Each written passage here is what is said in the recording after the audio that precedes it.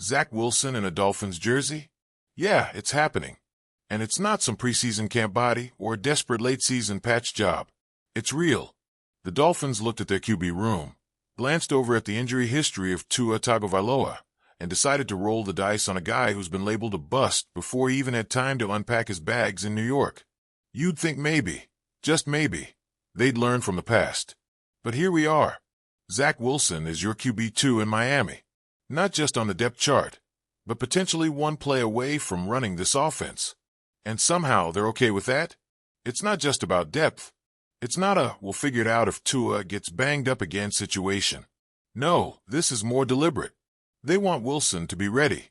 Not Quinn Ewers. Not Mike White. Wilson, the guy whose tenure with the Jets was mostly a highlight reel of panic throws, baffling reads, and post-game pressers, where he couldn't explain what just happened.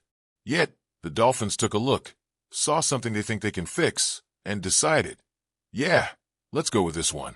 There's a weird confidence in the building, a quiet murmur that Wilson just needed the right structure, the right support, the right scheme. It's a narrative you've heard before, right? Different jersey, same old gamble. But maybe that's what makes it so unsettling. Because even now, no one really knows who Wilson is as a quarterback. A cat and arm? Sure. Athletic? Definitely. But what's the point if the decision-making crumbles under pressure? If the moment overwhelms him like it did in New York? The Dolphins aren't pretending Wilson is a franchise guy. That's still Tua's gig. But this is insurance. And insurance matters when you've got a QB who's been hit more times than he should. The problem is, insurance only works when you believe the backup can actually do the job. And that's the riddle here. Does anyone really believe Zach Wilson is that guy? Quinn Ewers is there, yeah. But let's be honest, he's a project. A talented one, no doubt, but raw. Still figuring out how to translate that five-star hype into something real on an NFL field. And the Dolphins know it. That's why they're not rushing him. That's why they're standing by Wilson. Not because he's earned it. Because the other option isn't ready. Not even close. So now the Dolphins find themselves in this uncomfortable spot. They're a playoff team. A team trying to climb the ladder in the AFC. A team that has every reason to be aggressive. But behind the curtain, there's this unease. A question that lingers every time Tua takes a hit. What happens if he can't get up? What happens if the helmet comes off and it's Wilson's turn? You could feel the collective groan when the Wilson news dropped. Not outrage. Not excitement.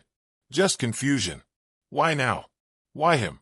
It's not like the league was lining up to give him another shot. And that's what makes it all so intriguing. This isn't a consensus move. This isn't clean. It's messy. Risky. And the Dolphins are embracing it like they've got some secret the rest of us missed. They talk about upside. About tools. About unlocking something that's been buried under the rubble of a disastrous start in New York. But tools don't win games. And upside means nothing when the lights are on. The blitz is coming, and the read isn't there. That's where Wilson failed before. That's where he has to prove something now. He gets the benefit of a better system in Miami. Better coaching. Better weapons. A structure that, on paper, should help him. But again, none of that matters if the instincts don't catch up. If the timing's off. If he still sees ghosts. Because you don't get forever in this league. You don't get many second chances. And Wilson's already working on borrowed time. Every preseason rep matters now. Every closed-door scrimmage. Every red zone drill. Every snap with the twos. Because the leash isn't long, even if the job is his for now. One bad week. One string of sloppy practices. One look from the coaching staff that says, this isn't working. And the door creaks open for Ewers. Not because he's ready, but because the alternative becomes untenable. And that's the scary part. It's not just about Wilson playing well. It's about not being a liability. About surviving. About holding the offense together just enough for the team to stay afloat. That's the bar. Not excellence. Not fireworks. Just survival. And in a league this cutthroat, how often does that really work out? There's this quiet tension around the facility. No one's saying it out loud, but it's there. They know what's at stake. This isn't some rebuilding year. This team has expectations. Real ones. And the idea that it could all hinge on a QB who couldn't keep a job with the Jets. That's what makes this feel so fragile.